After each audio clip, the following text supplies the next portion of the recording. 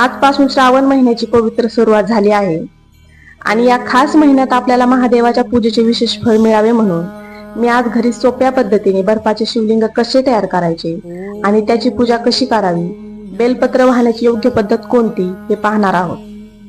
भरपूर महिला काय करतात, महादेवाला हळद अर्पण करतात. तर महादेवाला हळद कधी अर्पण केली जात नाही, कारण महादेव हे वैराग्य आहे.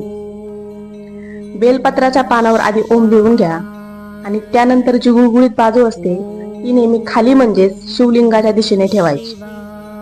पानांची जी मधली दांडी असते तिथे 33 कोटी देवतांचा वास असतो. या बेलपत्राची 3 पाने म्हणजे ब्रह्मा, विष्णू आणि महेश यांचे प्रतीक मानले जाते. पूजा करताना ओम नमः शिवाय या मंत्राचा जप करावा. तुम्हाला बर्फाच्या शिवलिंगाची आणि पूजेची पद्धत कशी वाटली नक्की सांगा आणि हा व्हिडिओ आवडल्यास लाईक आणि शेअर करा आणि महादेवाचे भक्त असाल तर कमेंट मध्ये हर हर महादेव नक्की लिहा. नमः शिवाय.